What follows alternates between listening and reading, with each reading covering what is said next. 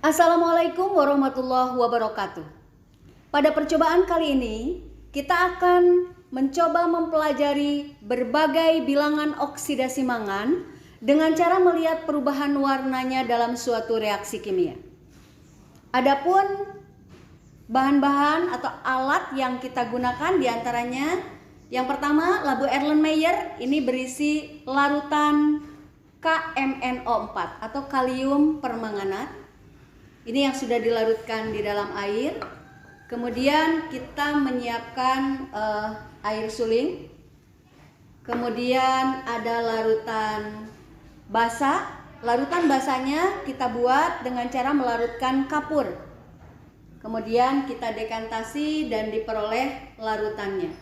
Ini menjadi larutan CaOH 2 kali. Kemudian kita menyiapkan larutan HCl, dan larutan HCl-nya kita menggunakan bahan yang ada di rumah, yaitu menggunakan Fixal. Dalam Fixal terdapat HCl dengan kadar 17%. Kemudian kita juga di sini menyediakan hidrogen peroksida. Hidrogen peroksidanya kita juga dapatkan dari bahan yang ada di rumah, yaitu Biclean. Kemudian satu lagi kita juga menyiapkan asam karbonat. Nah, kita membutuhkan CO2-nya, dan ini bisa dibuat dengan mencampurkan soda kue, natrium bikarbonat, dicampurkan dengan asam cuka. Baik, kita mulai saja dengan percobaan yang pertama. Pada percobaan yang pertama ini kita akan mengambil serbuk mangan. Serbuk KMNO4-nya bisa kita dapatkan dari PK, dan ini bisa dibeli di toko obat. Kita mengambil sedikit saja PK-nya atau KMNO4-nya. Kemudian kita nyalakan api dan kita coba bakar. Apa yang terjadi ketika KMNO4-nya ini kita bakar? Ketika dibakar, jangan sekali-kali mengarahkan mulut tabung ke arah orang lain atau menghadap ke diri kita sendiri. Jadi kita upayakan menghadap ke tempat yang kosong, yang aman. Kita akan coba menguji gas yang keluar dari pembakaran ini dengan cara memasukkan bara. Dari sini kita lihat, dan ternyata baranya menyala. Ini menandakan bahwa dalam pemanasan ini mengeluarkan gas oksigen. Ya. Kita tahu bahwa gas oksigen itulah yang menjadi syarat api bisa menyala. Kita tes lagi, kalau dia masih menyala berarti masih mengeluarkan gas oksigen dan itu belum selesai. Ternyata masih terbakar, berarti masih ada oksigen dihasilkan. Kita lanjutkan pemanasan sampai oksigennya habis. Proses ini dinamakan proses dekomposisi, di mana KMNO4 akan berubah menjadi K2MNO4 dan MnO2. Baik, kita coba lagi bakar. Ternyata masih menyala, masih kita lanjutkan.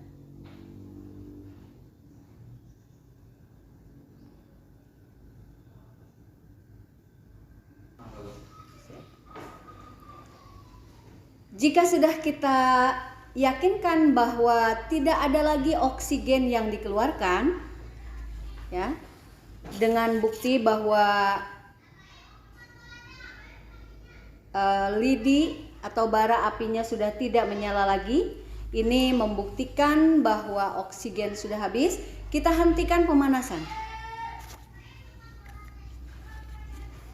Sekarang kita akan coba menguji hasil dekomposisi dari KMNO4 ini kita akan larutkan ke dalam berbagai macam larutan.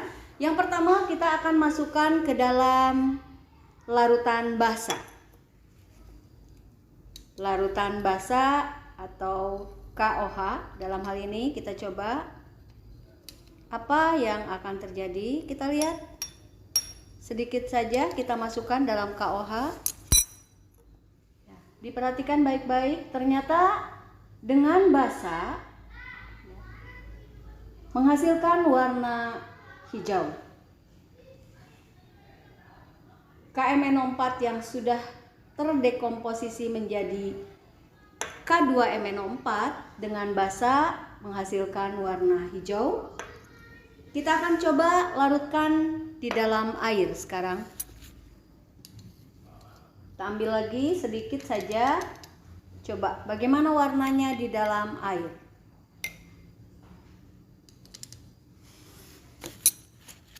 Kita lihat.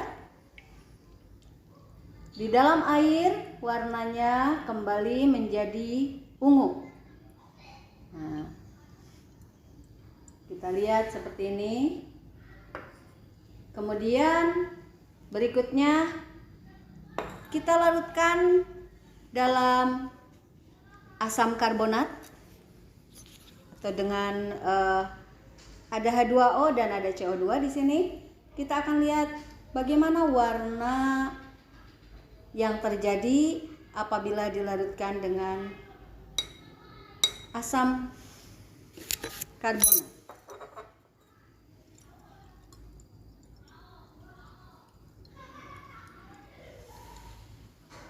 Warnanya agak coklat ya, warnanya agak coklat. Dan satu lagi kita akan coba masukkan ke dalam peroksida, ke dalam H2O2 atau peroksida. Kita masukkan sedikit saja. Apa yang terjadi? Ternyata ketika dimasukkan ke dalam peroksida,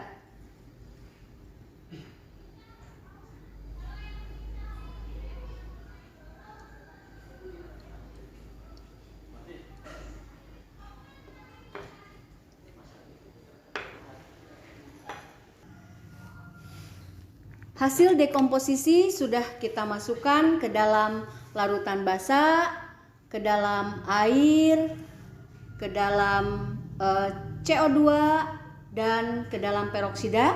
Dan satu lagi kita akan coba masukkan hasil dekomposisi KMNO4 ke dalam larutan HCl 17% yang diambil dari pembersih lantai ya, dari Fixal. Kita lihat apa warna yang akan terjadi. Dan ternyata menghasilkan warna coklat. Jadi demikianlah reaksi antara KMNO4 yang kristalnya kita panaskan dengan basa, ternyata menghasilkan warna hijau. Dengan air menghasilkan warna merah muda. Kemudian dengan CO2 dalam senyawa H2CO3 ini menghasilkan warna coklat. Ini dengan peroksida dengan H2O2 warnanya menjadi coklat tetapi keluar gelembung-gelembung gas. Nanti bisa dilihat reaksinya. Dan ini dengan asam HCl 17% yang diambil dari pembersih porselen, yaitu dari Fixal seperti itu. Demikianlah percobaan yang pertama. Baiklah, kita akan lanjutkan dengan percobaan yang kedua. Pada percobaan yang kedua ini kita akan melihat efek perubahan panas pada reaksi autoredox dengan bahan menggunakan HCl 17% diambil dari pembersih lantai, kemudian menggunakan karbid atau kalsium karbida, dan satu lagi kita menggunakan bahan peroksida diambil dari pemutih pakaian. Kita akan coba, kita siapkan HCl kurang lebih 50 ml.